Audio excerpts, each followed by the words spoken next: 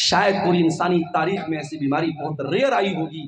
اتنی بڑی بیماری ہم نے اور آپ نے دیکھی، اس کے بعد بھی ہمارے دلوں میں کوئی فرق نہیں. وجہ کیا ہے میرے بھائی؟ اس کا سبب کیا ہے؟ قرآن کریم ہمیں بتا رہا ہے اس کا سبب ہے غفلت کی بیماری. تمہارے دل غافل ہو چکے. اب سوال یہ پیدا ہوتا ہے یہ غفلت کی بیماری کیوں ہے اور اس کا علاج کیا ہے؟ اور آج میری تقریر کا ٹاپک یہی ہے کہ غفلت کی یہ جو بیماری ہم سب کو گھیر چکی ہے. رمضان کا مہینہ بھی آ رہا ہے، آئے گا اور چلا جائے گا، اور مجھے معلوم ہے سماج میں ایک بڑا طبقہ ایسا ہے رمضان کے آنے سے اسے کوئی فرق نہیں پڑتا. اسے تو یہ فکر ستانے لگتی ہے کہ ارے یار اب رمضان آ گیا، اب 15 گھنٹے 14 گھنٹے بھوکے رہنا پڑے گا. اب صبح سحری کریں گے، شام کو افطار کریں گے، دوپہر کا کھانا نہیں ملے گا. اسے چنتا اس بات کی ہو رہی. جبکہ رمضان کا مہینہ آتا تھا اللہ کے پیارے نبی خوش ہو جاتے تھے، صحابہ خوش ہو جاتے تھے. آپ اللہ کے نبی صلی اللہ علیہ وسلم صحابہ کرام کو خوشخبری دیا کرتے تھے اتاکم رمضان شہر مبارک شہر یفتح فی ابواب الجنہ.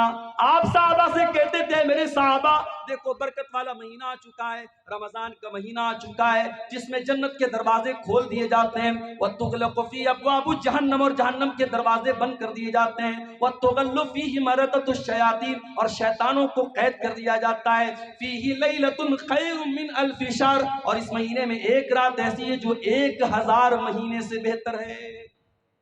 نبی تو خوش ہوتے تھے، صحابہ تو خوش ہوتے تھے. اس امت کے بہترین لوگ دعائیں کرتے تھے، رمضان کے آنے کے 6 مہینہ پہلے سے دعا کرتے تھے اللہم بلغنا رمضان، اللہم بلغنا رمضان، اے اللہ ہمیں رمضان تک پہنچا دے. اور جب رمضان آتا تھا اس میں عبادت کرتے تھے، تراویح پڑھتے تھے، قرآن پڑھتے تھے، روزہ رکھتے تھے، عبادتیں کرتے تھے. تو رمضان کے بعد 6 مہینہ وہ اللہ سے دعا کرتے تھے اللہم تقبل منا رمضان، اے اللہ ہم نے جو رمضان میں عبادت کی ہے تو اس کو قبول کر. ان کی نظر میں یہ ویلیو تھی. مگر ہمارے سماج میں ایک بڑا طبقہ ایسا ہے رمضان آئے گا چلا جائے گا اس کو کوئی فرق نہیں. معاف کرنا میرے بھائیوں، اگر اللہ تبارک و تعالیٰ نے سن 1445 ہجری کا رمضان کا مہینہ ہمیں اور آپ کو دیا ہے یا دینے والا ہے یہ ہماری بہت بڑی خوش نصیبی. ہمیں سے بہت سارے لوگ ایسے ہیں پچھلے رمضان کو ہمارے بیچ میں تھے، اس سال نہیں ہے. اللہ کو پیارے ہو، اللہ نے ہمیں ایک اور رمضان دیا ہے. اور یہاں پر آپ وہ حدیث اپنے سامنے رکھیے، ابن ماجہ کی صحیح روایت، حضرت طلحہ رضی اللہ تعالیٰ عنہ کہتے ہیں کہ نبی کے دور میں 2 لوگ اسلام لائے، ایک ساتھ اسلام لائے، اور اس دو بھائیوں میں سے ایک بھائی بہت محنتی تھا، دین کے کام میں آگے آگے رہتا تھا، دوسرا کچھ کمزور تھا. جو محنتی بھائی تھا وہ اللہ کی راہ میں شہید ہو گیا، اور جو کچھ کمزور تھا وہ 1 سال کے بعد اپنی نیچرل ڈیتھ اس کی ہوئی اور نیچرل طریقے سے طبعی طور پر اس کی موت ہوئی.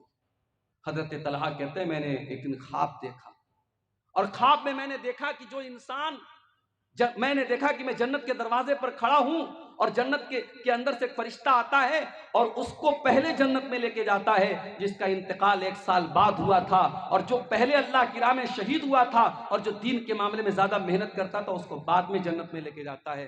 حضرت طلحہ کہتے ہیں مجھے بڑی حیرت ہوئی. جب میری نیند کھلی میں نے صحابہ کرام سے اس خواب کو بیان کیا. صحابہ کرام نے بھی تعجب کا اظہار کیا کہ ایسا کیسے ہو سکتا ہے؟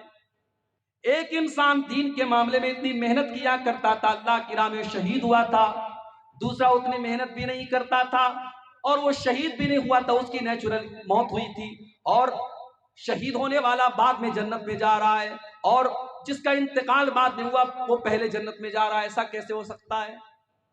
جب یہ بات اللہ کے پیارے رسول کے کانوں تک پہنچی، کیا فرمایا اللہ کے پیارے نبی نے؟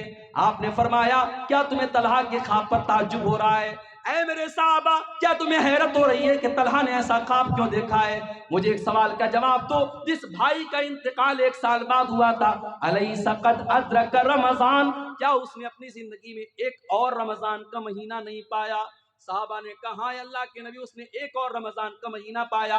آپ نے فرمایا الیس قد صام وصلی اس ایک رمضان میں اس نے اپنے بھائی کے مقابلے میں زیادہ نماز پڑھی، روزہ رکھا اور زیادہ اللہ کی راہ میں سجدہ کیا. آپ صحابہ نے کہا ہاں اللہ کے نبی یہ تو صحیح کہہ رہے ہیں آپ نے فرمایا فَكَانَ مَا بَيْنَهُمَا أَبْعَدُ مِمَّا بَيْنَ الْأَرْضِ وَالسَّمَاءِ، اے میرے صحابہ کان کھول کر کے سن لو، جب ایک رمضان اس نے زیادہ پایا اور ایک رمضان میں اس نے زیادہ عبادت کی تو دونوں بھائیوں کے درمیان، ان کے درمیان جو دوری ہے وہ زمین و آسمان کی دوری سے بھی زیادہ ہے۔ اللہ، ہم خوش نصیب ہیں میرے بھائی، اللہ ہمیں ایک اور رمضان دے۔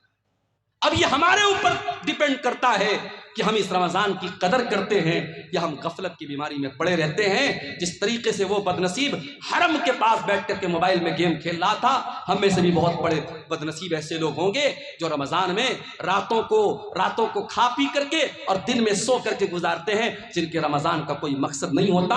اور ایسے ہی لوگوں کے بارے میں اللہ کے نبی نے فرمایا تھا کہ بہت سارے ایسے لوگ ہیں جن کے روزے کا مقصد لیس لہ من صیامہ الا الجوع، ان کو سوائے بھوکے پیاسے رہنے کے روزے سے کچھ نہیں ملتا۔ اللہ سے دعا کیجیے اللہ ان بد نصیبوں میں ہم کو شامل نہ کرے۔ غفلت کی بیماری کیوں ہوتی ہے؟ انسان کا دل غافل کیوں ہوتا ہے؟ تو نوٹ کر لو پہلی وجہ، انسان کا دل غافل تب ہوتا ہے جب انسان اللہ تعالیٰ سے ناواقف ہوتا ہے، جب انسان اللہ تعالیٰ کو جانے گا، اس کی صفات کو جانے گا، اس کے بارے میں جانے گا، اس کا دل کبھی غافل نہیں ہوگا۔ جس کے دل میں یہ احساس ہوگا کہ میرا اللہ تو جبار ہے، پکڑنے والا ہے، ان بطش ربک لشدید، میرے رب کی پکڑ بڑی تیز ہے۔ جس انسان کے دل میں یہ احساس ہوگا، یہ دنیا میں کوئی دیکھ رہا ہو یا نہیں دیکھ رہا ہو، اللہ تعالیٰ تو سب کچھ دیکھ رہا ہے، اس کا کیمرہ تو 24/7 آن ہے، اس کا کیمرہ تو کبھی آف ہونے والا نہیں ہے۔ جب انسان اللہ کو پہچانے گا، جب اللہ کو جانے گا، اس کے دل سے غفلت کی بیماری دور ہو جائے گی میرے بھائیوں۔ اسی لیے جب حضرت لقمان اپنے بیٹے کو نصیحت کرتے ہیں تو پہلے کیا کہتے ہیں؟ پہلے اللہ کے بارے میں اپنے بیٹے کو بتاتے ہیں، یا بنی انہا ان تک مثقال حبۃ من خردل فتکن فی صخرۃ او فی السماوات او فی الارض یأتی بها اللہ۔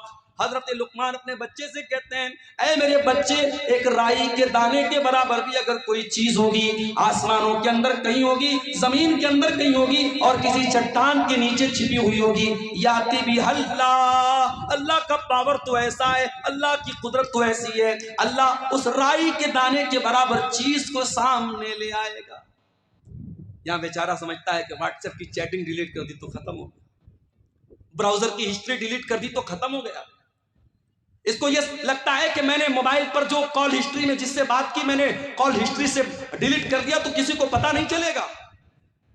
اللہ سے بھی چھپا لو گے تمہاری انگلیوں نے کیا ٹچ کیا ہے، تمہارے کانوں نے کیا سنا ہے، اور تمہاری آنکھوں نے کیا دیکھا ہے، اللہ کو سب معلوم ہے میرے بھائیو۔ اللہ کے پاس سب ریکارڈ ہے، اور قیامت کے دن یہ ریکارڈنگ اوپن ہوگی۔ حتی اذا ما جاؤوها شہد علیہم سمعهم وابصارهم وجلودهم بما كانوا يعملون۔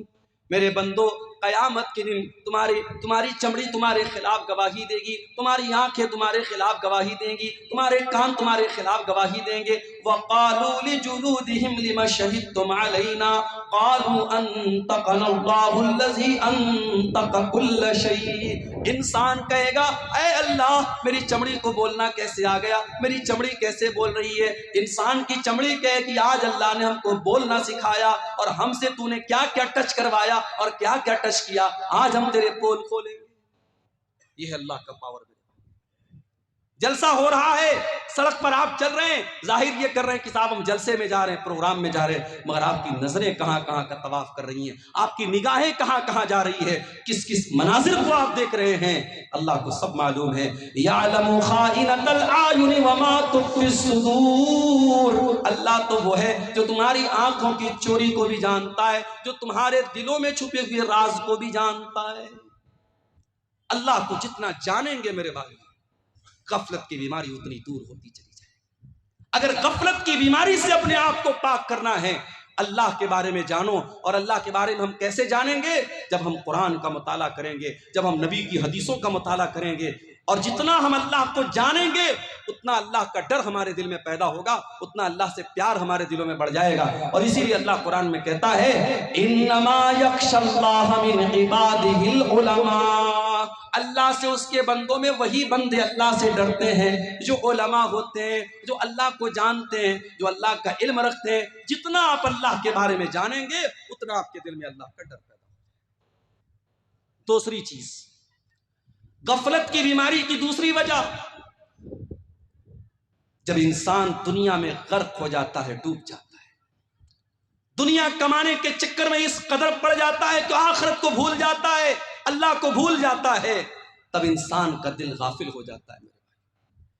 اسی لیے اللہ قرآن میں بار بار ہمیں منع کرتا ہے، میرے بندو تم کاروبار بھی کرو، تم بزنس بھی کرو، بال بچوں کی پرورش بھی کرو، شادی بھی کرو، بیویوں کا حق بھی ادا کرو، بچوں کا بھی حق ادا کرو، لیکن اے میرے بندو مال کے چکر میں، اولاد کے چکر میں کہیں اللہ کو بھول نہ جانا۔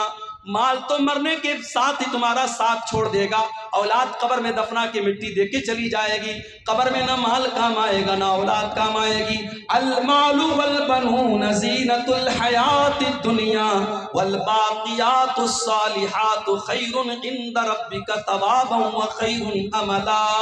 میرے بندو یہ مال اور اولاد تمہاری دنیا کی زندگی کو خوبصورت تو بناتے ہیں مگر آخرت میں کوئی کام آنے والے نہیں ہیں۔ بیٹا بڑا محبت کرتا ہے، بڑی محبت کرتا ہے اپنے باپ سے، قیامت کے دن بیٹا کام آئے گا آپ کے؟ نہیں۔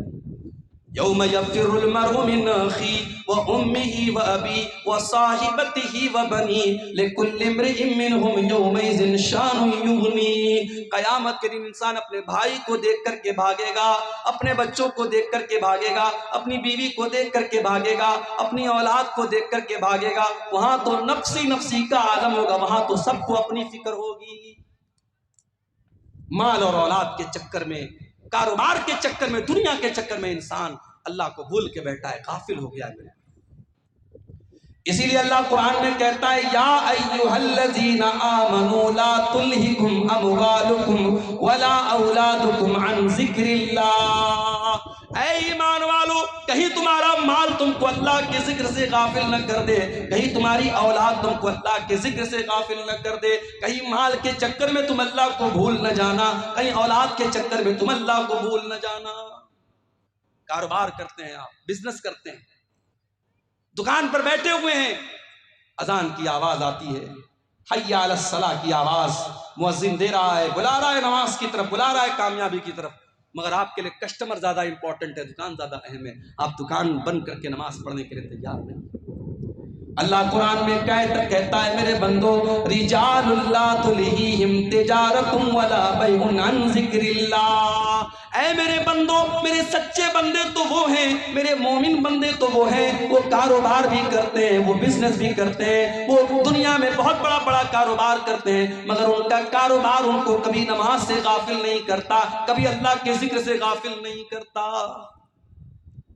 یاد رکھو میرے بھائیو، آپ اپنی نماز سے یہ مت کہیے کہ کاروبار زیادہ امپورٹنٹ ہے، آپ اپنے کاروبار سے کہہ دیجئے نماز زیادہ اہم ہے، اللہ کا ذکر زیادہ اہم ہے۔ اپنے کاروبار کو بند کر کے آپ نماز پڑھنے آئیے، اور اگر آپ کو ایسا لگتا ہے، اگر آپ نے 10 منٹ 15 منٹ نماز کے لیے ٹائم نکالا، آدھا گھنٹہ آپ نے نماز کے لیے ٹائم نکالا، آپ کا کسٹمر آنا بند ہو جائے گا، آپ کی دکان پہ تالا لگ جائے گا، آپ کا کاروبار میں گھاٹا ہو جائے گا۔ اللہ قرآن میں فرماتا ہے ان الذین یتلون کتاب اللہ واقاموا الصلاۃ وآتوا الزکاۃ وانفقوا مما رزقناہم سرا وعلانیۃ یرجون تجارۃ لن تبور۔ میرے جو بندے قرآن پڑھتے ہیں، میرے جو بندے نماز قائم کرتے ہیں، میرے جو بندے زکوٰۃ دیتے ہیں، ان کے کاروبار میں کبھی گھاٹا ہونے والا نہیں ہے، وہ ایسا کاروبار کر رہے ہیں جس کاروبار میں کبھی نقصان ہونے والا نہیں ہے۔ مال اور اولاد کے چکر میں اللہ کو بھول گئے۔ غفلت کی بیماری کی یہ دوسری بڑی وجہ ہے میرے بھائیوں، جب انسان دنیا میں غرق ہو جاتا ہے، ڈوب جاتا ہے، تو وہ اس کا دل غفلت کی بیماری میں مبتلا ہو جاتا ہے۔ اللہ کے پیارے نبی خطبہ دے رہے ہیں، آپ کے پیارے نواسے حضرت حسن و حسین رضی اللہ تعالیٰ عنہما لال رنگ کا کپڑا پہنے ہوئے مسجد میں آتے ہیں، 5-6 سال کے معصوم بچے ہیں. نبی نے اپنے نوازوں کو مسجد میں دیکھا کہ وہ بیچارے گرتے پڑتے اپنے نانا کی طرف آ رہے ہیں. نانا جان اپنے ممبر سے اترتے ہیں, اپنے خطبے کو روکتے ہیں اور اپنے نوازوں کو اپنی گود میں لیتے ہیں, اپنے نوازوں کو لاڈو پیار کرتے ہیں. اور اس کے بعد آپ صحابہ کرام سے کہتے کہ اے میرے صحابہ, اللہ تعالیٰ نے کتنی سچی بات فرمائی, انما اموالکم و اولادکم فتنہ, تمہارا مال تمہارے لیے بہت بڑا فتنہ ہے, تمہاری اولاد تمہارے لیے بہت بڑا فتنہ ہے. آپ نے فرمایا ہے میرے صحابہ, میں نے اپنے ان بچوں کو دیکھا, مجھ سے صبر نہ ہوا, مجھ سے برداشت نہ ہوا, جب تک میں ممبر سے اتر کر کے میں نے ان بچوں سے پیار نہ کیا مجھے چین نہیں ملا. میرے بھائیوں, اللہ کے رسول نے ممبر سے اتر کر چند منٹ کے لیے اور چند سیکنڈ کے لیے اپنے خطبے کو روکا ہے اور اپنے لاڈلوں سے پیار کیا ہے, اپنے نواسوں سے پیار کیا ہے, تو نبی نے اس کو بھی فتنہ قرار دیا ہے. ذرا غور کرو, آج بیوی بچوں کے لیے اور کاروبار کے لیے اور مال کے لیے ہم اللہ ہی کو بھول کے بیٹھے ہیں. کتنے بد نصیب ایسے ہیں 24 گھنٹے میں ایک بار بھی ان کی پیشانی اللہ کی بارگاہ میں نہیں جھکتی ہے, ایک بار بھی اللہ کا نام ان کی زبان سے نہیں آتا ہے. کتنے بڑے ناشکرے اور کتنے بڑے ناقدرے ہیں, اور اللہ تبارک و تعالیٰ کی نعمتوں کی کتنی بڑی ناشکری کرتے ہیں. میرے پیارے ساتھیوں, دنیا کی لذتوں میں جب انسان غرق ہو جاتا ہے تب اس کا دل غافل ہو جاتا ہے اور دل میں غفلت کی بیماری پیدا ہوتی ہے.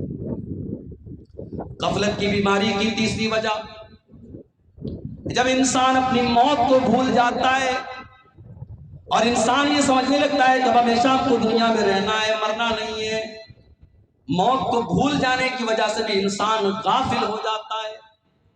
اسی لیے اللہ تعالیٰ قرآن میں بار بار ہمیں موت کی یاد دلاتا اور فرماتا ہے کل نفس ذائقۃ الموت, میرے بندو ایک نہ ایک دن تم سب کو مرنا ہے. اینما تکونوا یدرککم الموت ولو کنتم فی بروج مشیدہ, میرے بندو تم جہاں بھی جاؤ گے موت تمہارا پیچھا نہیں چھوڑے گی, موت سے تم نہیں بچ سکتے. اور موت ایک ایسی چیز ہے میرے بھائیوں جو انسان کی اوقات اسے بتاتی ہے. بڑے سے بڑا کروڑ پتی ارب پتی بھی ایک ایسا ٹائم آتا ہے, موت نوٹ کی گڈی سے آپ زندگی نہیں خرید سکتے, آپ نوٹ کی گڈی سے آپ اپنی سانسوں کو نہیں خرید سکتے. جس وقت موت لکھی ہے دنیا کے بڑے سے بڑے ڈاکٹر بھی سر جھکا کے کہیں گے کہ نہیں صاحب اب ان کو ہم بچا نہیں سکتے, ان کی زندگی ہمارے ہاتھ میں نہیں ہے, ان کی موت کا ٹائم آ گیا ہے. موت انسان کو اس کی اوقات یاد دلاتی ہے.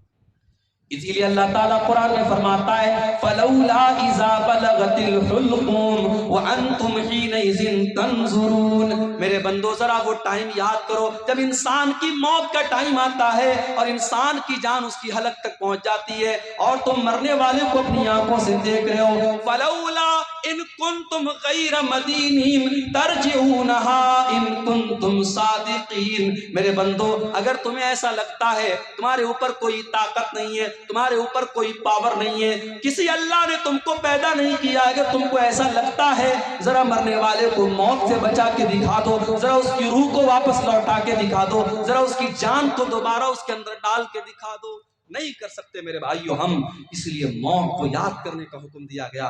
اللہ کے نبی فرماتے ہیں اکثروا ذکر ہادم اللذات, لذتوں کو توڑ دینے والی چیز موت کو یاد کیا کرو.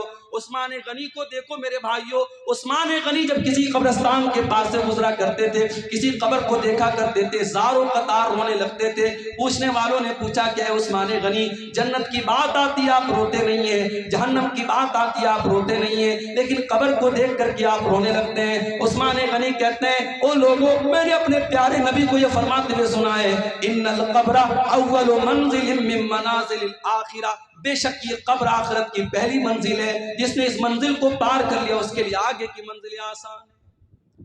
موت کو یاد کیا کرو. ایک بھائی مجھ سے پوچھنے لگے مولوی صاحب مزاروں پہ جانا کیسا ہے, بمبئی میں حاجی علی کی درگاہ پہ جانا کیسا ہے, اجمیر میں خواجہ معین الدین چشتی اجمیری کی درگاہ پہ جانا کیسا ہے, مزاروں پہ جانا کیسا ہے. میں نے کہا بھائی قبرستان جانے کی اجازت اس لیے دی گئی ہے تاکہ وہاں موت یاد آئے, اور معاف کرنا مزاروں پہ جا کے موت یاد نہیں آئے گی. جہاں عورتوں کا جمگھٹ لگا ہو, جہاں پھول اور مالائیں بک رہی ہوں, جہاں قبروں پر چادریں چڑھ رہی ہوں, اور جہاں شرک ہو رہا ہو, بدعات ہو رہی ہو, خرافات ہو رہی ہو, وہاں پر موت کبھی یاد نہیں آتی. اس لیے ایسے شرک کی اڈوں پر جانا بھی ایک مسلمان کو سوٹ نہیں کرتا ہے, ایک موحد کو سوٹ نہیں کرتا ہے, نہیں جانا چاہیے میرے بھائیوں. ہاں عام قبرستان میں آپ جائیے, کبھی اللہ آپ کو توفیق دے، آپ مدینہ منورہ کی جب آپ زیارت کریں گے، جب آپ مدینہ جائیں گے، ایک طرف نبی کی مسجد ہے اور دوسری طرف بقیع کا قبرستان ہے، اور اس بقیع کے قبرستان میں 10,000 سے زیادہ صحابہ کرام کی قبریں ہیں۔ ان سے بڑا ولی کون ہے؟ ان سے بڑا اللہ کا نیک بندہ کون ہے؟ نبیوں کے بعد اس دنیا میں سب سے مقدس اگر کوئی جماعت تھی تو صحابہ کرام کی جماعت تھی۔ سارے صحابہ کی قبریں ہیں، لیکن میرے بھائیوں کوئی پکی قبر نہیں ہے، کوئی مزار نہیں ہے، کوئی گنبد نہیں ہے، کوئی چادر نہیں چڑھائی جا رہی ہے، کوئی مالا نہیں چڑھایا جا رہا ہے۔ وہاں آپ کو موت یاد آئے گی اور آپ کو یہ احساس ہوگا کہ اے اللہ، جب تیرے نبی کے 10,000 صحابہ اسی قبر کے اندر دفن ہیں، اے اللہ ہمیں بھی ایک دن اسی قبر میں جانا ہے اور اسی مٹی کے نیچے جانا ہے، ہمیں بھی اے اللہ اپنے عمل کا حساب دینا ہے۔ وہاں آپ کو موت یاد آئے گی۔ میرے پیارے ساتھیوں، اللہ کے نبی ایک انصاری صحابی کے جنازے میں گئے، صحابی کا جنازہ قبر میں اتارا جا رہا ہے، اللہ کے پیارے نبی وہیں قبر کے پاس بیٹھے ہوئے ہیں اور آپ کے صحابہ کرام بھی بیٹھے ہوئے ہیں، اور آپ جب موت کو یاد کرتے ہیں اور قبر کے مناظر کو یاد کرتے ہیں، ابن ماجہ کے الفاظ ہیں، اللہ کے نبی رونے لگتے ہیں، اللہ کے رسول رونے لگتے ہیں، اور آپ جب رونے لگتے ہیں اس قدر روتے ہیں حتیٰ بل السرا، آپ کی داڑھی آنسو سے تر ہو جاتی ہے، اور آپ روتے روتے صحابہ کرام سے کہتے ہیں لمثل ھذا فأعدوا یا اخوانی، اے میرے بھائیو، اے میرے صحابہ، اس قبر کی تیاری کرو، یہاں تم سب کو آنا ہے، اس قبر میں تم کو دفن ہونا ہے، یہاں تم سب کو آنا ہے اور اپنے اپنے عمل کا حساب دینا ہے، اس لیے اے میرے صحابہ تم یہاں کی تیاری کرو۔ اس لیے میرے بھائیوں، موت کو اور قبر کو یاد رکھو۔ مگر افسوس کی بات ہے، ابھی بنارس میں کچھ دنوں پہلے کا واقعہ شاید آپ نے میڈیا میں پڑھا ہوگا کہ قبرستان سے 8-10 سال کی لڑکی کی لاش کو نکال کر کے ایک ظالم نے اس کی لاش کے ساتھ گندا کام کرنے کی کوشش کی۔ قبرستان میں بیٹھ کر کے لوگ چرس اور گانجا پی رہے ہیں، اور جوا کھیلنے والے جوا کھیل رہے ہیں، اور موبائل پر گندی ویڈیو دیکھنے والے قبرستان پر بیٹھ کر کے ویڈیو دیکھ رہے ہیں۔ یہ ہماری غفلت کی انتہا ہے اور یہ ہمارے دل کی سختی کا عالم ہے۔ میرے پیارے ساتھیوں، جب انسان موت کو یاد کرتا ہے تب اس کے دل کو اللہ تعالیٰ نرم کرتا ہے اور اس کے دل سے غفلت دور ہوتی ہے۔ اور آگے بڑھیے، غفلت کی بیماری کی ایک اور وجہ ہے، اور وہ وجہ ہے برے لوگوں کی سنگت۔ جب آپ برے لوگوں کے ساتھ رہیں گے، گندے لوگوں کے ساتھ رہیں گے، دھیرے دھیرے آپ کے اوپر بھی ان کا اثر پڑے گا۔ آپ بے نمازیوں کے ساتھ اٹھیں گے بیٹھیں گے، آپ کو بھی نماز کے معاملے میں آپ ڈھیلے ہو جائیں گے۔ سگریٹ پینے والوں کے ساتھ آپ اٹھیں گے بیٹھیں گے، آپ کو سگریٹ سے جو نفرت ہونی چاہیے وہ نفرت نہیں ہوگی۔ آپ شرابیوں کے ساتھ بیٹھیں گے، شراب سے جو نفرت ہونی چاہیے وہ نہیں ہوگی۔ اسی لیے اللہ قرآن میں کہتا ہے یوم یعض الظالم علی یدیہ یقول یا لیتنی اتخذت مع الرسول سبیلا، قیامت کے دن ظالم انسان اپنے ہاتھ کو کاٹے گا اور کہے گا اے کاش میں نے رسول کا راستہ اختیار کیا ہوتا، یا ویلتا لیتنی لم اتخذ فلانا خلیلا، اے کاش میں نے فلاں کو اپنا ساتھی نہ بنایا ہوتا، اے کاش میں نے فلاں کو اپنا ساتھی نہ بنایا ہوتا، لقد اضلنی عن الذکر بعد اذ جاءنی، اس نے اللہ کے ذکر سے مجھ کو غافل کر دیا۔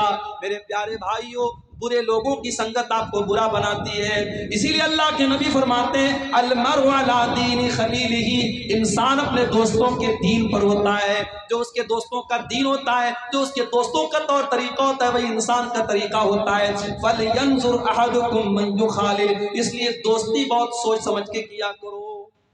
مسلمان لڑکیاں آج فیس بک پر ایسی لڑکیوں سے فرینڈشپ کرتی ہیں جو کافر ہیں، مشرک ہیں، بے دین ہیں، اور وہ کہتی ہے صاحب ہم تو لڑکی ہیں، لڑکی لڑکی سے دوستی کر ہی سکتی ہے۔ معاف کرنا، یہ اصول صحیح نہیں ہے۔ آپ کی لڑکی کسی گرلز کالج میں پڑھ رہی ہے جہاں صرف لڑکیوں کی تعلیم ہو رہی ہے، اور وہاں پہ آپ کی بیٹی ایسی لڑکی کو سہیلی بنا رہی ہے جس کا اسلام سے کوئی تعلق نہیں ہے، جس کے مذہب میں اور جس کے گھر میں کوئی پابندی نہیں ہے، اور جو 4 لڑکوں سے جس کا چکر چل رہا ہے، اس لڑکی کے ساتھ جب آپ کی برقع پہننے والی اور نقاب پہننے والی بیٹی جب اس لڑکی کے ساتھ اٹھے گی بیٹھے گی اور اس کی سہیلی بنے گی تو معاف کرنا میرے بھائیوں اور میری بہنوں، اس کا اثر کہیں نہ کہیں آپ کے اوپر پڑے گا۔ बुरी सोहबत से भी इंसान गफलत की बीमारी में पड़ता है।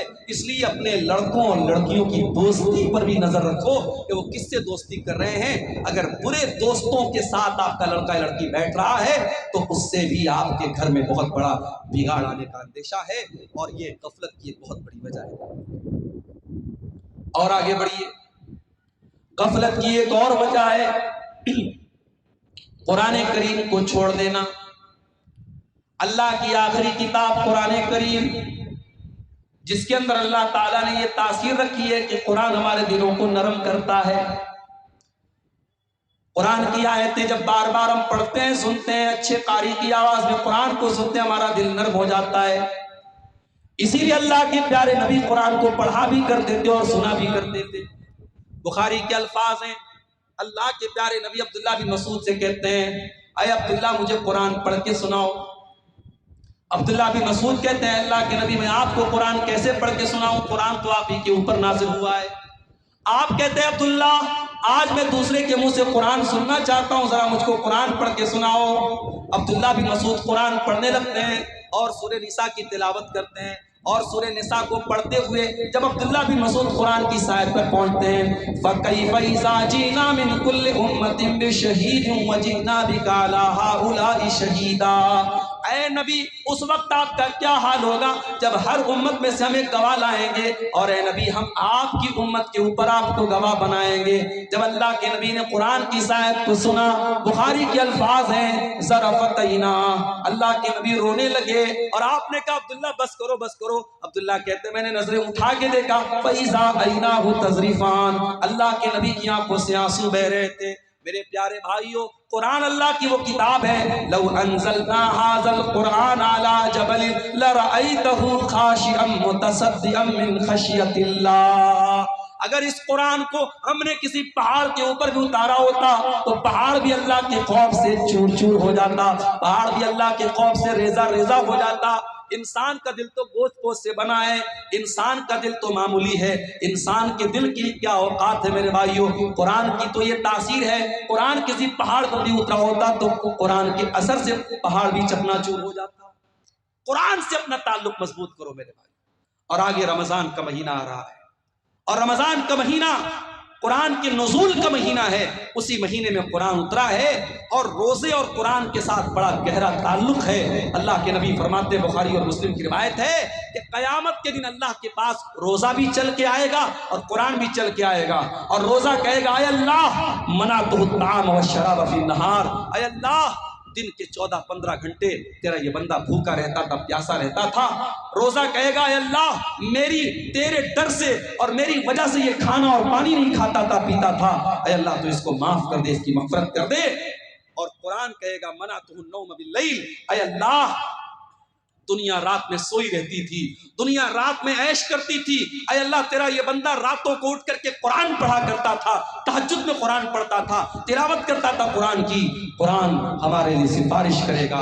मेरे भाइयों, इस कुरान से अपना ताल्लुक मजबूत कर लो। अगर चाहते हो कि दिल से गफलत की चादर खत्म हो जाए, दिल से गफलत की लेयर हट जाए और दिल पे गुनाहों के जो धब्बे हैं वो मिट जाए, तो कुरान से अपना ताल्लुक मजबूत कर लो।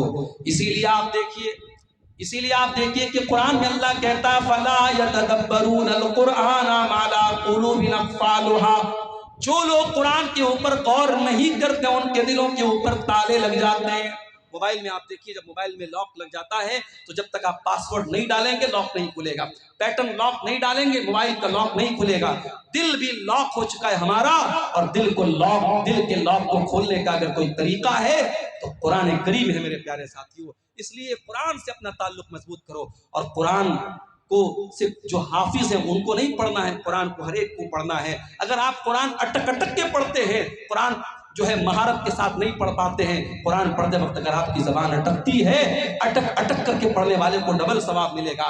कुरान आप समझ करके नहीं पढ़ पा रहे, सिर्फ कुरान का अरबी मैटर पढ़ रहे हैं, कुरान का अरबी टेक्स्ट पढ़ रहे हैं, उस पर भी आपको सवाब मिलेगा। समझ के पढ़े बहुत अच्छी बात है, बगैर समझे भी अगर आप कुरान को पढ़ रहे हैं तो अल्लाह के नबी फरमाते हैं कि हर पर 10 नेकी मिलेगी। मेरे भाइयों, आज कुरान से हम दूर हैं, और हालात ये है कि हमारा नौजवान 1 گھنٹے کے لیے موبائل کے بغیر نہیں رہ سکتا ہے. 1 گھنٹہ اگر موبائل کی بیٹری ختم ہو جائے بے چین ہو جاتا ہے. نہ جانے کس کی کال آئی ہوگی, نہ جانے کس کا میسج آیا ہوگا, نہ جانے کون کون مجھ کو یاد کر رہا ہوگا. ذرا سوچو میرے بھائیوں, اگر آپ کا کوئی دوست, بڑا خاص دوست آپ کو میسج کرتا ہے اور آپ واٹس ایپ کھول رہے ہیں, سارے لوگوں کے میسج دیکھ رہے ہیں اور اس دوست کا میسج آپ اوپن نہیں کر رہے ہیں, کھول نہیں رہے ہیں, آپ کا دوست آپ سے ملے گا, کہے گا یار تو دوست ہے کہ دشمن ہے, جب تو میرا میسج نہیں دیکھ رہا ہے, تجھے میری کوئی فکر نہیں ہے, وہ دوست آپ سے دوستی ختم کر دے گا, تعلق ختم کر دے گا.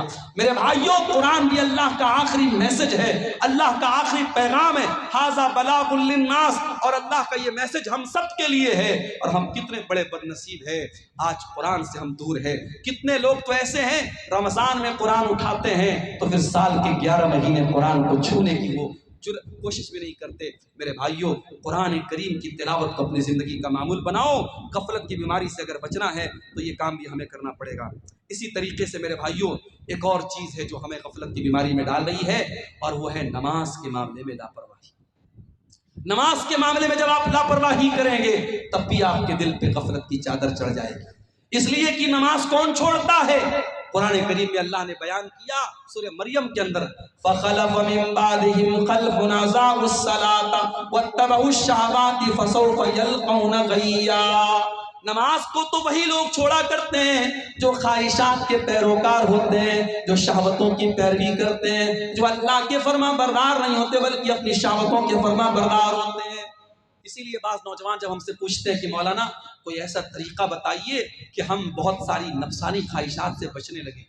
بہت سے ہمارے نوجوان بھائی ہوتے ہیں موبائل کی گندی عادتوں میں, موبائل میں گندی چیزوں کو دیکھنے کی عادت پڑ گئی یا کسی قسم کی بری عادت پڑ گئی, اس کا طریقہ پوچھتے ہیں. قرآن کریم کی آیت کی روشنی میں ایک نسخہ آپ کو بتا رہا ہوں, کبھی اس کو ٹرائی کیجئے گا, آزمائیے گا. میرے بھائیوں میری بہنوں, اگر آپ کو یہ لگتا ہے کہ آپ اپنی خواہشات پر کنٹرول نہیں کر پا رہے ہیں تو قرآن کریم کی آیت ہمیں سبق دے رہی ہے کہ نماز کی پابندی کرو. اس لیے کہ جو انسان نماز نہیں پڑھتا ہے, جس کی زندگی میں نماز کے لیے شیڈیول نہیں ہے, نماز کے لیے ٹائم نہیں ہے, اس انسان کی زندگی خواہشات سے گھر جاتی ہے, وہ خواہشات کا پیروکار ہو جاتا ہے.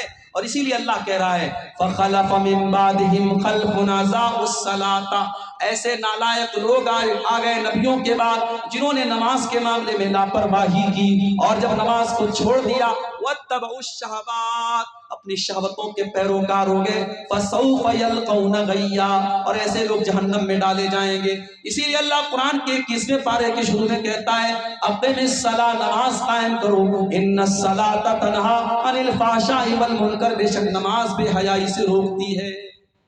نماز کے معاملے میں لاپرواہی. آج ماشاءاللہ گاؤں گاؤں مسجدیں بن گئی, مسجدیں بن گئی ہیں, مگر مسجدوں کو آباد کرنے والے لوگ نہیں ہیں. شاعر کہتا ہے مسجد تو بنا لی شب بھر میں ایمان کی حرارت والوں نے, مسجد تو بنا لی شب بھر میں ایمان کی حرارت والوں نے, من اپنا پرانا پاپی تھا برسوں میں نمازی بن نہ سکا.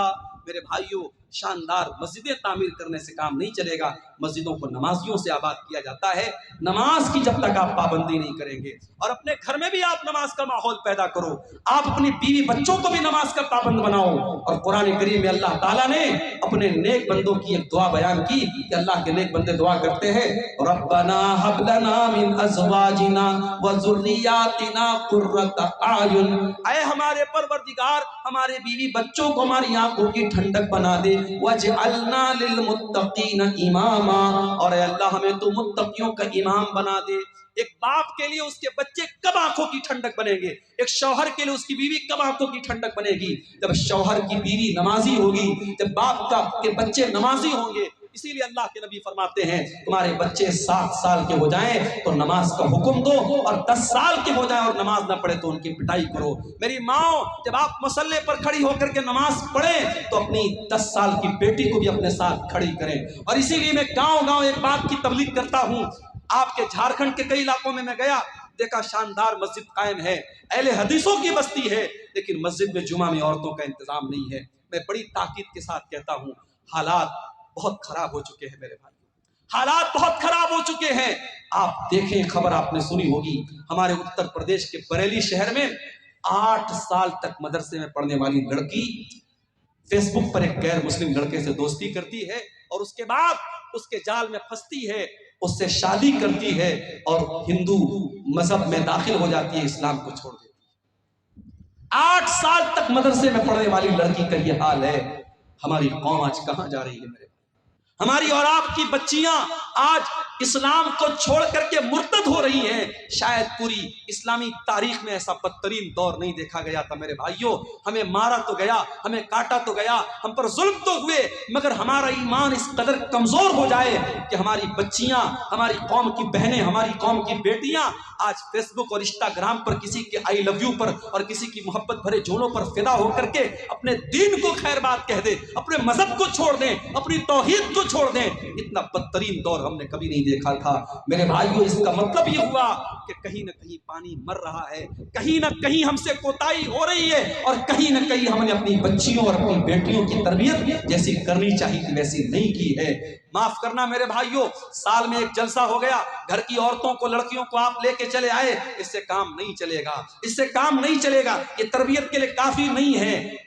آپ کے گاؤں میں اگر جامع مسجد ہے جہاں جمعہ کا خطبہ ہو رہا ہے، میں بڑی تاکید کے ساتھ کہتا ہوں، ہر وہ مسجد جہاں جمعہ کا خطبہ ہو رہا ہو، آپ عورتوں کے لیے سپریٹ انتظام کیجئے، ان کی انٹری الگ ہو، ان کا سینہ الگ ہو، ان کا دروازہ الگ ہو، پردے کا معقول انتظام ہو۔ آپ کے گھر کی عورتیں جب جمعہ کے خطبے میں جائیں گی، ایک سال میں 50-52 جمعہ کا خطبہ سنیں گی، آدھا گھنٹے کے یہ جمعہ کے خطبے جب وہ 50 بار سنیں گی، ان کی دین کی بہت ساری معلومات ان کو ملے گی۔ آج کتنی عورتیں ہیں، ان سے آپ دین کی موٹی موٹی باتیں پوچھ لیں، نہیں بتا پائیں گی۔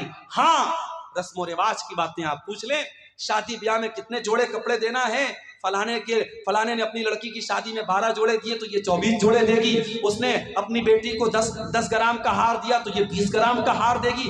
رسم و رواج کے معاملے میں ہماری عورتیں ماشاءاللہ کسی سے کم نہیں ہیں۔ ہمارے بنارس میں ایک جگہ ہماری رشتہ داری میں شادی ہو رہی تھی، شادی کا سارا سامان آیا تو اس میں نے دیکھا کہ ایک پڑیا رکھی ہوئی ہے۔ میں نے پوچھا بھائی اس پڑیا میں کیا ہے؟ تو کہنے لگی یہ سہاگ کی پڑیا ہے، یہ سہاگ کی پڑیا ہے۔ اور سہاگ کی پڑیا میں کیا ہے؟ سندور رکھا ہوا ہے، ماتھے کی بندی رکھی ہے۔ مسلمان عورت کے بھی آج شادی کے موقع پہ سندور اور بندی ان کے یہاں چل رہا ہے۔ میں نے فوراً منع کیا اور سمجھایا کہ یہ اسلام کا اس سے کوئی تعلق نہیں ہے۔ اسلام میں عورت کے سہاگ کی کوئی جسمانی نشانی نہیں ہے، عورت کے نکاح کی ایک ہی نشانی ہے شوہر کے دل میں اس کی محبت، بس۔ کوئی بندی، کوئی سندور، کوئی منگل سوتر، یہ اسلام میں کوئی سہاگ کی نشانی نہیں ہے۔ آج یہ شرکیہ اور جاہلانہ چیزیں ہماری ماں بہنوں کے اندر آئی ہیں۔ میرے بھائیوں، جب تک آپ محنت نہیں کریں گے ان عورتوں کی تبلیغ پر اور کام نہیں کریں گے اپنی لڑکیوں کی دینی تعلیم پر، آپ حالات کو سدھار نہیں سکتے ہیں۔ پانی بہت سر سے اونچا جا رہا ہے، اور ہمیں اللہ کے نبی کی وہ حدیث یاد آتی ہے، آپ نے قیامت کے پہلے بتایا تھا کہ ایسا دور آئے گا، یبیع دینہ بعرض من الدنیا، دنیا کے چند ٹکوں کے بدلے میں انسان اپنے دین کا سودا کر لے گا۔ آج وہ حالات ہم دیکھ رہے ہیں کہ چند ٹکوں کے بدلے میں کتنے لوگ مشرک ہو رہے ہیں، منافق ہو رہے ہیں، کتنے لوگ داڑھی رکھ کر کے، کرتا پہن کر کے، ٹوپی لگا کر کے آج نیوز چینل پر آ کر کے، ٹی وی چینل پر آ کر کے اللہ کے بارے میں اناپ شناپ بک رہے ہیں، اسلام کے بارے میں الٹی سیدھی چیزیں بک رہے ہیں، اور شرکیہ نعرے اپنی زبان سے نکال رہے ہیں۔ یہ ایمان کی کمزوری کا دور ہے میرے بھائیوں، یہ فتنوں کا دور ہے۔ اپنے بچوں کی تربیت پر توجہ دو، خود بھی نماز کی پابندی کرو اور ان کو بھی نماز کا پابند بناؤ۔ یاد کرو ابراہیم خلیل اللہ کو، جب اپنے لخت جگر اسماعیل کو اور اپنی بیوی ہاجرہ کو جب مکہ میں چھوڑ کے جا رہے تھے، اور وہ مکہ کوئی آج کا مکہ نہیں تھا جہاں اتنا بڑا ٹاور، کلاک ٹاور موجود ہے اور بڑی بڑی بلڈنگیں موجود ہیں۔ وہ مکہ ایسا مکہ تھا کہ بے آب ہو گیا سرزمین تھی، نہ پانی کا ایک قطرہ تھا، نہ اناج کا ایک دانہ تھا۔ اس مکہ میں جب چھوڑ کے جا رہے تھے، ابراہیم کیا دعا کرتے ہیں؟ ربنا انی اسکنت من ذریتی بواد غیر ذی زرع عند بیتک المحرم ربنا لیقیموا الصلاۃ۔ اے پروردگار، اپنے بیوی بچے کو اس بیاب ہو گیا سرزمین میں چھوڑ کے جا رہا ہوں، ربنا لیقیموا الصلاۃ، اے اللہ تو توفیق دے ان کو یہ نماز قائم کرے۔ ابراہیم کو چنتا ہے اپنے بچوں کے نماز قائم کرنے کی۔ میرے پیارے بھائیوں، آپ کو کیوں چنتا نہیں ہے؟ آپ کو کیوں فکر نہیں ہے؟ آپ گھومنے جاتے ہیں، بچوں کو لے کے جاتے ہیں، ہوٹل میں کھانا کھاتے ہیں، بچوں کو لے کے کھانا کھاتے ہیں، بیوی کو لے کے کھانا کھاتے ہیں۔ کیا آپ یہ گوارا کریں گے؟ کیا آپ یہ پسند کریں گے کہ آپ تو جنت میں چلے جائیں اور آپ کی بیوی جہنم میں چلی جائے، آپ کے بچے جہنم کی آگ میں جلیں؟ میرے بھائیوں ہم کبھی یہ پسند نہ کریں گے. اسی لیے اللہ قرآن میں بار بار کہتا ہے قُوا أَنفُسَكُمْ وَأَهْلِيكُمْ نَارًا، اے ایمان والو اپنے آپ اور اپنے گھر والوں کو جہنم کی آگ سے بچاؤ. جہنم کی آگ سے بچاؤ. جس پریوار سے آپ محبت کرتے ہیں اسے جہنم کی آگ میں جلتا ہوا نہیں دیکھ سکتے. اسی لیے جب آپ رات میں تہجد کے لیے اٹھے تو اپنی محترمہ کو بھی اٹھائیں کہ چلو اٹھو تم پڑھو. اور میں اپنی ماں سے کہنا چاہتا ہوں، بہت سی عورتیں ہوتی ہیں رات میں تہجد پڑھتی ہیں لیکن شوہر کو کبھی نہیں اٹھاتی ہیں. اللہ کے نبی فرماتے ہیں رحم اللہ رجلا قام من اللیل، اللہ تعالیٰ کی رحمت نازل ہوتی ہے اس انسان کے اوپر جو رات میں اٹھ کر کے تہجد پڑھتا ہے. وہ ایقظ امرأتہ، اور اپنی بیوی کو اٹھاتا ہے. اگر بیوی انکار کر دیتی ہے اپنی بیوی کے چہرے پر پانی چھڑک کر کے اس کو اٹھاتا ہے. اور اللہ تعالیٰ کی رحمت نازل ہوتی ہے اس عورت کے اوپر جو رات میں اٹھ کر کے تہجد پڑھتی ہے اور اپنے شوہر کو بھی اٹھاتی ہے. میری پیاری ماں اور بہنوں، ایسی بیوی بنو جو شوہر کے دین میں اس کی مدد کرے. شوہر کے اندر کوئی غلط عادت ہے اس کو چھڑانے والی بنو. اسی لیے جب اللہ کے رسول سے پوچھا گیا کہ بہترین عورت کی نشانی کیا ہے، آپ نے 3 چیزیں بتائی. پہلی چیز التی تسرہ اذا نظر، جب شوہر دیکھے تو خوش ہو جائے. دوسری چیز وتطیعہ اذا امر، جب شوہر کوئی بات کہے تو مانے. اور تیسری چیز ولا تخالفہ فی نفسها ومالہ بما یکرہ، شوہر کے مال کی اور اپنے عزت و آبرو کی حفاظت کرے. یہ ایک قیمتی عورت کی نشانی ہے. تو میرے بھائیوں، نماز کا ماحول اپنے گھر میں پیدا کرو، بیوی بچوں کو بھی نماز کا پابند بناؤ اور خود بھی نماز کا پابند بناؤ. جب تک ہم نماز کی پابندی نہیں کریں گے دل سے غفلت کی چادر ختم ہونے والی نہیں ہے. اور آخری چیز جو بیان کر کے میں بات ختم کروں گا میرے بھائیوں، غفلت کی ایک اور بہت بڑی وجہ یہ ہے جب ہم گناہ پر گناہ کرتے چلے جاتے ہیں، جب گناہ ہماری نظر میں ہلکے ہو جاتے ہیں اور گناہوں کو ہم خطرناک سمجھنا چھوڑ دیتے ہیں، تب بھی ہم غفلت کے شکار ہو جاتے ہیں. یاد رکھو میرے بھائی، گناہ گناہ ہے، چاہے وہ گناہ چھوٹا ہو چاہے وہ گناہ بڑا ہو. کبھی گناہوں کو حقیر مت جانو اور اپنے آپ کو گناہوں سے بچانے کی کوشش کرو. اللہ کے نبی فرماتے ہیں ایاکم ومحقرات الذنوب، ایسے گناہوں سے بچو جن کو لوگ حقیر سمجھتے ہیں. چھوٹے چھوٹے گناہ ہوتے ہیں لیکن اکٹھا ہو کر کے انسان کو ہلاک کر دیتے ہیں. اسی لیے اللہ کے نبی فرماتے ہیں جب بندہ کوئی گناہ کرتا ہے اس کے دل پر ایک کالے رنگ کا دھبا ڈال دیا جاتا ہے. بندہ اگر توبہ کر لیتا ہے، معافی مانگ لیتا ہے اللہ سے، وہ دھبا مٹا دیا جاتا ہے. اور اگر بندہ توبہ نہیں کرتا ہے، پھر سے گناہ کرتا ہے، تو وہ کالے دھبے بڑھتے چلے جاتے ہیں حتی تعلو قلبہ، یہاں تک کہ اس کے دل پہ چھا جاتے ہیں. معاف کرنا میرے بھائیوں، آج موبائل کے اس دور میں گناہ کرنا آسان ہو گیا ہے. آج اس دور میں زنا کرنا آسان ہے، اس دور میں بے پردہ ہونا آسان ہے، اس دور میں حرام کاروبار کرنا آسان ہے. اور گناہوں کا آسان ہونا بھی بہت بڑی آزمائش ہے میرے بھائیوں. جس دور میں گناہ آسان ہو جائیں اس دور میں اپنے دامن کو گناہوں سے بچانا یہ جہاد سے کم نہیں ہے. اسی لیے اللہ کے نبی نے فرمایا تھا بدا الاسلام غریبا، اسلام جب شروع ہوا تھا تو اجنبی تھا، وسیعود کما بدا غریبا، اور ایک ایسا دور پھر سے آنے والا ہے جب اسلام پر عمل کرنے والے اجنبی بن جائیں گے. اسلام پر عمل کرنا لوہے کے چنے کے چبانے جیسا ہو جائے گا. اسلام پر عمل کرنا ہاتھوں میں انگارے لینا جیسا ہو جائے گا. ایک لڑکی بے پردہ گھومے گی تو گاؤں والے کہیں گے، اس کی بہنیں کہیں گی، اس کے محلے کی عورتیں کہیں گی ارے یہ بڑی پردے دار بنتی ہے، نقاب میں رہتی ہے، پردے میں رہتی ہے. اگر کوئی عورت اپنے دیور سے پردہ کرے، بنارس میں ہمارے ایک دوست نے شادی کی، ان کی بیوی شادی کر کے آئی، اس نے گھر میں جوائنٹ فیملی رہتے تھے، اس کی بیوی نے کہا کہ میں اپنے دیور اور جیٹ کے سامنے نہیں آؤں گی، میں دیور اور جیٹ کے سامنے نہیں آؤں گی. سسر کے سامنے آ سکتی ہوں، سسر میرے محرم ہے، لیکن دیور اور جیٹ غیر محرم ہے، میں دیور جیٹ کے سامنے نہیں آؤں گی.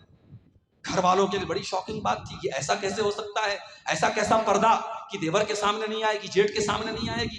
لیکن جب انہوں نے علماء سے پوچھا اور مسئلہ پوچھا تو مسئلہ تو یہی ہے کہ صاحب دیور جیٹ سے پردہ کرنا ہے.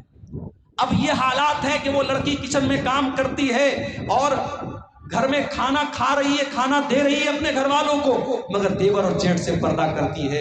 اگر شادی میں کہیں جاتی ہے وہ عورت، وہ لڑکی، اور چاہے وہ اپنے رشتہ داری کی شادی ہو، اگر وہاں مردوں کا بھی آنا جانا ہے عورتوں کی سائڈ میں تو وہاں وہ نقاب میں رہتی ہے. عورت کو عورت سے پردہ نہیں کرنا ہے لیکن عورت کو مردوں سے تو پردہ کرنا ہے. آج ایسی عورتوں کو لوگ کہیں گے صاحب یہ تو بڑی کٹر مسلمان بنتی ہے، یہ تو بڑی پردے دار مسلمان بنتی ہے. آج نوجوان اگر چہرے پر شرعی داڑھی رکھ لے تو سماج کہے گا یہ تو ملا بن گیا, یہ تو حافظ جی بن گیا, تو مولوی صاحب بن گیا, اور وہی کلین شیپ کرا لے, لوگ کہیں گے صاحب یہ تو ماشاءاللہ بڑا اسمارٹ ہے, ہینڈسم ہے.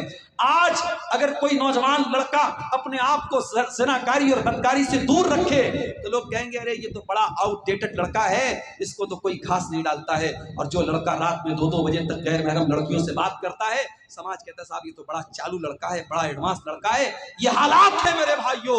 گناہوں کو شیطان نے اتنا اٹریکٹیو بنا دیا کہ گناہ کرنے والے کو لوگ بڑا عقل مند کہتے ہیں اور گناہوں سے بچنے والے کو لوگ بیوقوف سمجھتے ہیں. اللہ کے رسول نے فرمایا صلی اللہ علیہ وسلم, بدا الاسلام غریبا, اسلام جب شروع ہوا تھا تو اجنبی تھا, اور اسلام آگے چل کر کے پھر سے اجنبی ہو جائے گا. جب ایسا دور تم دیکھ لو فطوبی للغرباء, تو تم بھی اجنبی بن جانا, تم بھی دین کے اوپر چلنے والے بن جانا. زمانہ گالی دے تو سن لینا, زمانہ برا بھلا کہے تو سن لینا, زمانہ تمہاری راہ میں روڑے اٹکائے تو سن لینا. اور ہمیں یاد ہے کرناٹک کی اس لڑکی کا بیان, کرناٹک کی اس لڑکی کی ہمت کو سلام, جس نے ظالموں کے ڈھیر میں اور ظالموں کے جھنڈ میں پردے میں گئی تھی, اور اس کے سامنے جب شرکیہ نعرے لگ رہے تھے, مسکان نام کی اس لڑکی نے کہا تھا, اللہ کی تکبیر کا نعرہ بلند کیا تھا, اس نے اپنے پردے کا پاور دکھایا تھا. میری پیاری ماں اور بہنوں, آج یہ پردے کے اندر ایک طاقت ہے. ایک مسلمان لڑکی جب پردے میں نکلتی ہے دنیا جانتی ہے یہ پردے والی لڑکی ہے, اس کو چھیڑا نہیں جا سکتا. ابھی آج کل ایک آپ نے نیوز دیکھی ہوگی, بمبئی سے کوئی پردے والی آپا ہے, وہ صاحب پیدل حج کرنے کے لیے نکلی ہیں. ابھی ایک مسئلہ کسی طریقے سے ختم ہوا کیرل کے شہاب بھائی کا, وہ بیچارے کسی طریقے سے پیدل حج کر کے آئے. ابھی ایک نئی آپا آئی ہے پیدل حج کرنے والی ہیں. معاف کرنا, ایسی عورتوں کا مقصد ثواب حاصل کرنا نہیں ہے, اپنی پبلسٹی کرنا ہے. ورنہ علماء جانتے ہیں شریعت کا بڑا واضح اصول ہے کہ اگر 2 کام ہیں اور 2 کام میں سے ایک مشکل اور ایک آسان ہے, تو شریعت کہتی ہے اگر دونوں کام جائز ہے تو آسان کام کو آپ اپنا لو. اگر آپ کو نماز پڑھنی ہے اور ٹھنڈی چھاؤں بھی موجود ہے اور کڑی دھوپ بھی ہے, تو کڑی دھوپ میں کھڑے ہو کر کے نماز پڑھنا کوئی ثواب کا کام نہیں, آپ ٹھنڈی چھاؤں میں کھڑے ہو کر کے نماز پڑھیے. اگر مسجد میں پنکھا ہے اور پنکھا چلا کر کے آپ نماز پڑھ سکتے ہیں تو کوئی ضرورت نہیں کہ آپ پسینہ کھائیں. اگر ہوائی جہاز کا انتظام ہے اور آپ 4 گھنٹے میں آپ جو ہے جھارکھنڈ سے رانچی سے آپ جدہ پہنچ سکتے ہیں اور آپ پٹنہ سے جدہ پہنچ سکتے ہیں, تو کوئی ضرورت نہیں ہے آپ پیدل آپ حج کرنے کے لیے نکلیں اور دنیا کو اندر کے اندر پبلسٹی کریں. آج دین کو پبلسٹی کا بھی ایک ذریعہ بنا دیا گیا ہے. میرے بھائیوں, آج حالات یہ ہیں, ممبئی کے ایک بہت بڑے کاروباری, ممبئی اور گجرات کے ایک بہت بڑے کاروباری فیملی میں شادی ہونے والی ہے. ابھی شادی کے پہلے کی جو تقریبات ہیں جس کو پری ویڈنگ سیریمنیز کہا جاتا ہے, ان کی شادی کی اس تقریبات میں 9 ارب روپے خرچ ہو چکے ہیں. اور امریکہ سے ایک ناچنے گانے والی کو بلا کر کے 74 کروڑ روپیہ دے کر کے اسے نچوایا گیا تھا, اور میڈیا تالی بجا رہا ہے, اور ہمارے بالی ووڈ کے بڑے بڑے سپر اسٹار اس شادی میں جا رہے ہیں, کسی کو کوئی فرق نہیں پڑتا ہے. اور وہی 2 مہینے 3 مہینے کے بعد جب ہمارا بقرعید کا تہوار آئے گا اور ہندوستان بھر کے مسلمان جب قربانی کریں گے, تو اس میڈیا کو سانپ سونگ جائے گا, اور یہ میڈیا اسلام کی دشمنی میں کہے گا کہ صاحب مسلمانوں کو قربانی نہیں کرنی چاہیے, بے زبان جانور مر رہے ہیں, اتنا پیسہ جانوروں کی قربانی پر خرچہ ہو رہا ہے, اتنے پیسے سے کتنے غریبوں کا مکان بن سکتا ہے, کتنی غریب بیٹیوں کی شادی ہو سکتی ہے. ان دھوکے باز میڈیا والوں سے جا کر کے کوئی کیوں نہیں کہتا کہ 9 ارب روپے ایک شادی کی تقریبات پر خرچ کر دیے گئے, جس دیش میں 85 کروڑ لوگوں کو, غریب لوگوں کو فری میں راشن دیا جا رہا ہے, اس دیش میں ایک انسان کی شادی پر 9 ارب روپے خرچ کیے جا چکے ہیں. کیا میڈیا کا یہ فرض نہیں بنتا کہ وہ اس پر بھی لوگوں کو جاگروک کرے کہ اس 9 ارب روپے سے بہت سارے غریبوں کے کام ہو سکتے تھے؟ میرے پیارے ساتھیوں, اصل چیز یہ ہے, لوگ اسلام کے دشمن بنے ہوئے ہیں, اسلام کو مٹانے کی بہت ساری پلاننگ ہو رہی ہے, مگر یاد رکھو اسلام کی فطرت میں قدرت نے لچک دی ہے, اتنا ہی یہ ابھرے گا جتنا کہ دباؤ گے. اسلام اللہ کا وہ چراغ ہے جسے بجھایا نہیں جا سکتا ہے. نور خدا ہے کفر کی حرکت پہ خندزن, پھونکوں سے یہ چراغ بجھایا نہ جائے گا. انشاءاللہ اسلام کل بھی تھا اور آج بھی ہے اور قیامت کی صبح تک باقی رہے گا. ہماری ذمہ داری یہ ہے کہ ہم اپنے دلوں کو غفلت سے دور کریں میرے بھائیوں, اور جو چیزیں میں نے بتائی ہیں ان اسباب کو دور کر کے ہم اپنے دلوں کی غفلت کو دور کر سکتے ہیں. اور اگر ہم نہیں کریں گے تو یاد رکھو پھر حالات وہی ہوں گے کہ حرم میں بیٹھ کر بھی لوگ موبائل پر ویڈیو گیم کھیلیں گے, اور رمضان کے مقدس مہینے میں بھی لوگ بے حرمتی کریں گے. اور آج آپ دیکھ لیں آج آپ دیکھ لیں کہ اس غفلت کی بیماری نے آج ہم کو کہاں لا کے کھڑا کر دیا ہے۔ میرے بھائیوں، میں گزارش کرتا ہوں آپ سب سے کہ ہم سب اپنے دلوں کو ٹٹولیں اور اپنی غفلت کی دور کریں۔ دعا کرتے ہیں اللہ تعالیٰ سے رب العالمین ہمیں اپنے دلوں کی سختی کو، ہمارے دلوں کی سختی کو رب العالمین دور فرمائے، ہمیں اپنے گناہوں سے سچی توبہ کرنے کی توفیق عطا فرمائے، آنے والے رمضان کو ہماری اصلاح کا مہینہ بنا دے، ہم سب کو اپنی اصلاح کرنے کی توفیق عطا فرمائے۔ رب العالمین ہماری نوجوان نسل کو اپنے غلط کاموں سے باز آنے کی اور سچی توبہ کرنے کی توفیق عطا فرمائے۔ آمین وآخر دعوانا الحمدللہ۔